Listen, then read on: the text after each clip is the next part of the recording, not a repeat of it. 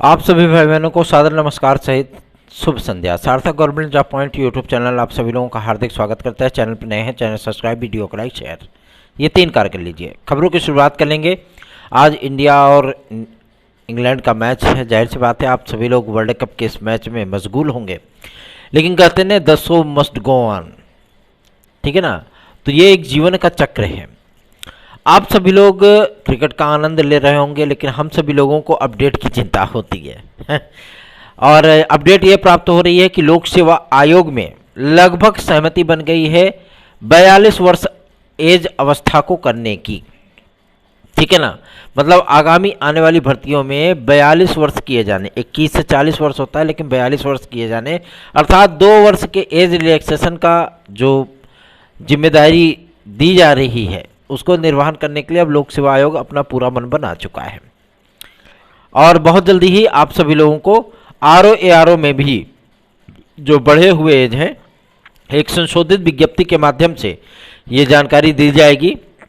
और हम लोग तो उम्मीद किए हैं कि RO-ARO में भी भाई बहनों को मिल जाए तो ज़्यादा बेहतरीन होगा। अदरवाइज अगर RO-ARO में नहीं मिलता है तो LT ग्रेड और खंड शिक्षा अधिकारी और PCS 2023, ठीक है ना, 2024 में आप सभी लोगों को जो है एज रिलैक्सेशन प्रोवाइड किया जाएगा, उसमें 2 वर्ष का मिलेगा। अब मुद्दा ये आता है कि क्या EWS के विद्यार्थियों को आयु वर्ग की छूट मिलेगी।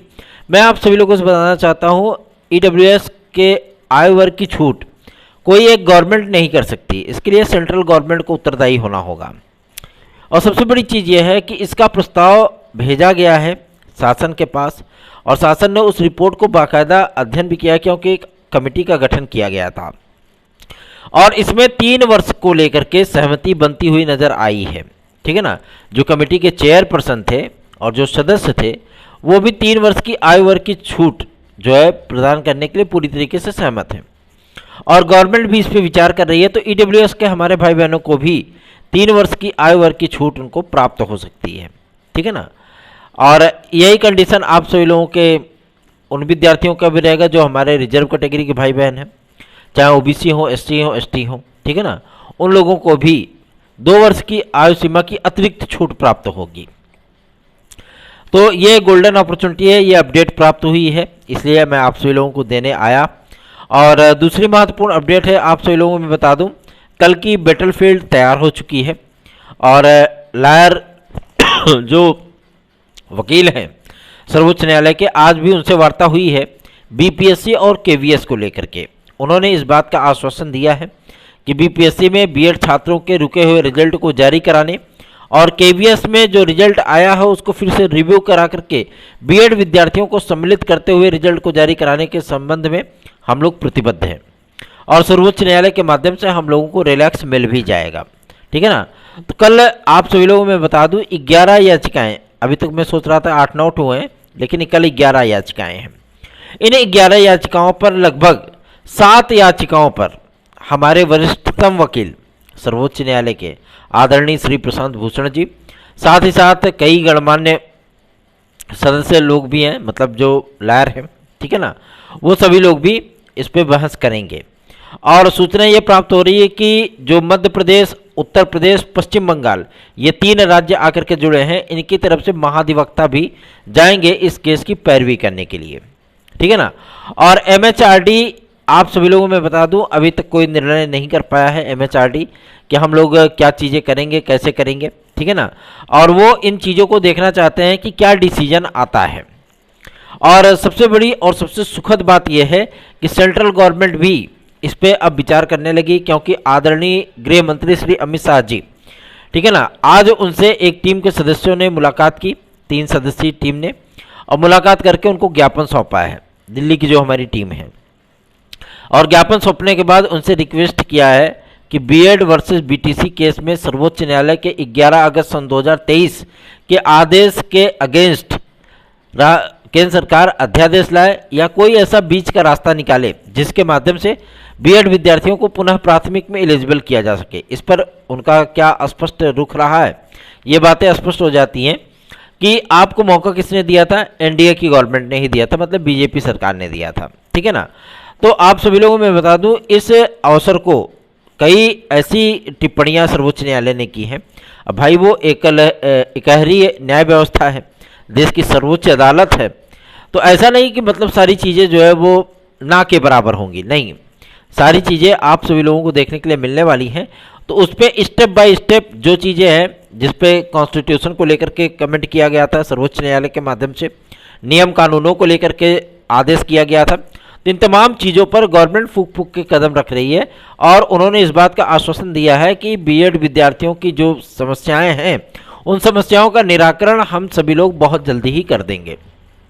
गवर्नमेंट और अधिकारी जो एमएचआरडी के हैं, एनसीटी के हैं, लगातार इस फील्ड पे काम कर रहे हैं, इस बात पे काम कर रहे हैं, इस तथ्य पे काम कर रहे हैं कि इन विद्यार्थियों के जीवन में जो समस्याएं आन पड़ी हैं प्राथमिक शिक्षक भर्ती को लेकर के, उन समस्याओं का निराकरण किया जा सके। अभी कल की ही तारीख में बिहार सरकार ने भी, ठीक है ना, वहाँ के मुख्यमंत्री श्री नीतीश कुमार जी भी शासन को एक पत्र लिखे थे, मतलब गवर्नमेंट को एक पत्र लिखे थे। कौन सी गवर्नमेंट? एमएचआरडी और सेंट्रल गवर्नमेंट को, मतलब प्रधानमंत्री जी को, ठीक है ना। और उन्होंने रिक्वेस्ट किया था कि बीएड विद्यार्थियों के संबंध में कुछ निर्णय किया जाए, क्योंकि सर्वोच्च न्यायालय ने इनके खिलाफ आदेश दिया है। चूँकि यह छात्र हित से जुड़ा हुआ मुद्दा है और आगामी समय में लोकसभा चुनाव नज़दीक है, इसलिए इस पे कार्य होना शुरू हो चुका है। जो कमेटी की रिपोर्ट आई है उसमें कई वो तर्क बताए गए हैं, कई वो तथ्य बताए गए हैं जिसके माध्यम से बीएड विद्यार्थियों को पुनः पीआरटी में सम्मिलित किया जा सकता है। उसमें एक हवाला आप सभी लोगों का दिया गया है नई शिक्षा नीति, न्यू एजुकेशन पॉलिसी 2024 की, ठीक है ना। उसमें सारी चीज़ें अपडेटेड हैं, सारी चीज़ें क्लियर हैं। और ये जो समाचार पत्रों में आया था कि 2030 के बाद जो है बीएड कोर्स को भी समाप्त किया जा रहा है, तो बीएड कोर्स अब सभी लोगों का रहेगा। जैसे डीएलएड हो गया, बीटीसी पहले होता था, पहले अब डीएलएड हो गया पहले स्नातक के बाद होता था, अभी इंटर के बाद हो रहा है। तो ये अपडेटेड वर्जन है। एनसीटी ने एकदम स्पष्ट कर दिया कि बीएड के कोर्सेज चलते रहेंगे, ठीक है ना। मतलब जो 2 वर्षीय बीएड है वो मान्य रहेगा, जो 3 वर्षीय एमएड प्लस बीएड है वो भी मान्य रहेगा, और 4 वर्षीय भी कोर्स चलेगा, ठीक है ना।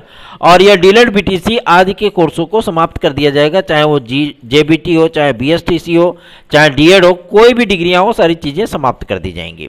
इसलिए आप सभी लोगों को अब चिंतित होने की आवश्यकता नहीं है, क्योंकि आपका भाई आपके साथ पूरी मजबूती के साथ खड़ा है। यदि आप सभी लोगों को हमारी याचिका में सम्मिलित होना है, जो कि टीजीटी पीजीटी 2016-2021 के संबंध में है, तो हमारे उन भाई बहनों को मैं आमंत्रित करना चाहता हूं कि आप लोग आइए और हमारी याचिका में सम्मिलित होइए, ठीक है। एक प्लेटिनम अपॉर्चुनिटी आप सभी लोगों का इंतजार कर रही है, बाहें अपनी फैला करके आप सभी लोगों का इंतजार कर रही है। यदि आप लोग चाहें तो इसमें जुड़ करके अपने सुनहरे भविष्य की तरफ 2-4 कदम आगे बढ़ सकते हैं। 830 32 72 282 इस व्हाट्सएप नंबर पर हमसे संपर्क करिए। हमारी याचिका से आप जुड़ सकते हैं इसमें टीजीटी पीजीटी 2016-2021 के लिए, क्योंकि शिक्षा निदेशालय से इस बात को एकदम स्पष्ट कर लिया गया है कि जो हाईकोर्ट में याचिकाएं चल रही हैं, उन याचिकाओं में फाइनल होने वाले विद्यार्थियों को लेकर के याची लिस्ट जो आएगी, उनकी काउंसलिंग कराने के बाद, समायोजन होने के बाद जो सीटें रिक्त रहेंगी, फिर शासन अगर सहमति देगा तो वेटिंग लिस्ट आएगी, अदरवाइज नहीं आएगी, ठीक है ना। एकदम स्पष्ट है ये, चाहे वो 2016 हो चाहे 2021 हो, तो एकदम क्लियर है ये। इसलिए कह रहा हूँ कि आप लोग जुड़िए हमारे साथ में और एक सुनहरे भविष्य की तरफ आप लोग कदम बढ़ाइए। चलिए आगे बढ़ते हैं। अब बात करेंगे आपके सबसे महत्वपूर्ण मुद्दे को लेकर के, जो कि संबंधित है नए शिक्षा सेवाचयन आयोग को लेकर के। नया शिक्षा सेवाचयन आयोग आखिर कब तक उसकी अधिसूचना जारी हो रही है? सूचना प्राप्त हुई है माध्यमिक शिक्षा मंत्रालय से, ठीक है ना। और इस बात की जानकारी प्राप्त हुई है कि इस संबंध में आज आदित्यनाथ योगी जी महाराज जी के आवास पर, मुख्यमंत्री आवास पर, इसके संबंध में एक उच्च स्तरीय मीटिंग होने चल रही है, ठीक है ना। कल भी हुआ, आज भी है, और इस पे सहमति बन जाएगी, सारी चीजें एकदम क्लियर हो जाएंगी और अधिसूचना आप सभी लोगों को यथाशीघ्र देखने के लिए शिक्षा सेवाचयन आयोग का मिल सकता है। मतलब हम अब उम्मीदें कर सकते हैं कि हम लोगों को नवंबर महीने में आयोग पूरी तरीके से कार्य करता हुआ दिख जाएगा, ठीक है।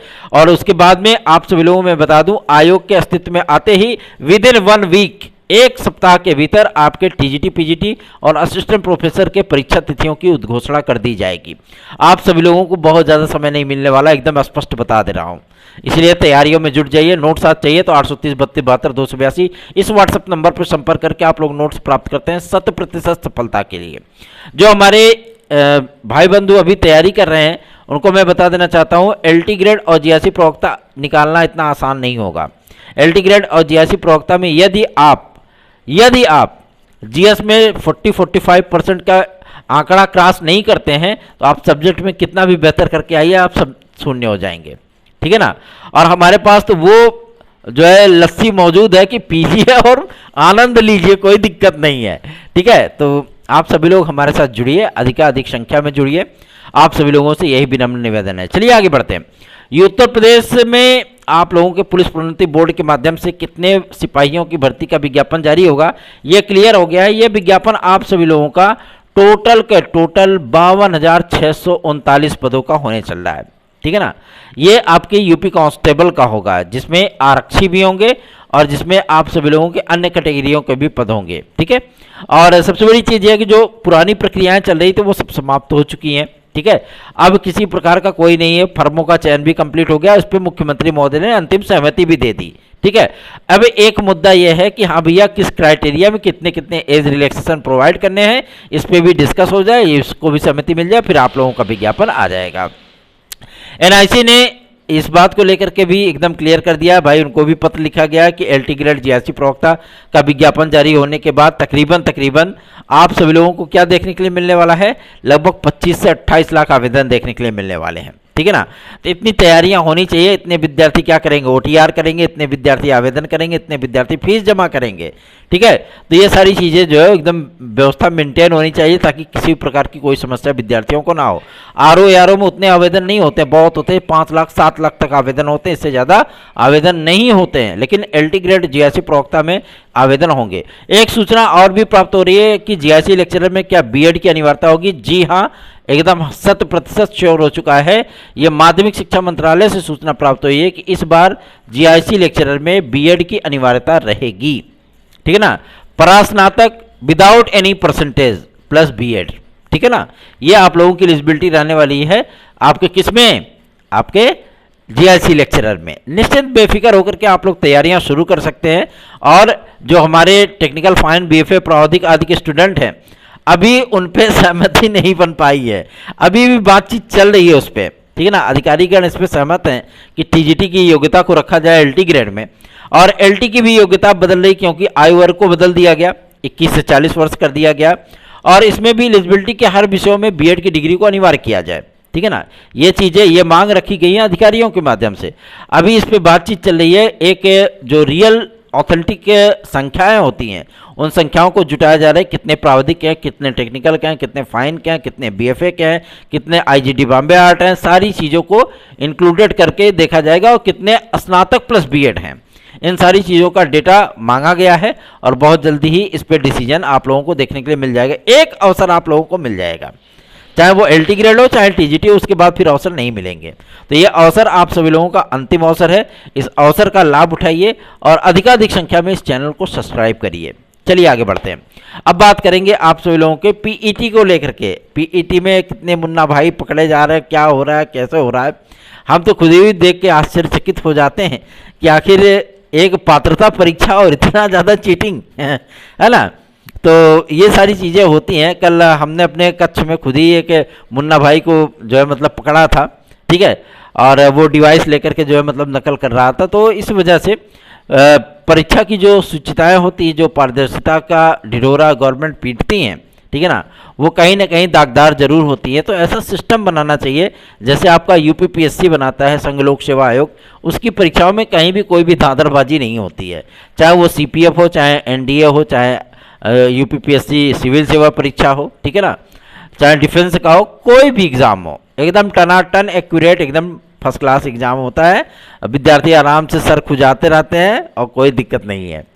तो इसी तरीके से आप सभी लोगों को भी अब ज़्यादा इंतजार करने की आवश्यकता नहीं पड़ेगी। आज मैच चल रहा है, मुझे मालूम है कि आप सभी लोग मैच में मशगूल होंगे, लेकिन आप सभी लोगों के लिए जब इतनी महत्वपूर्ण अपडेट हो तो सार्थक government job point YouTube channel पीछे कैसे रह सकता है, ठीक है ना।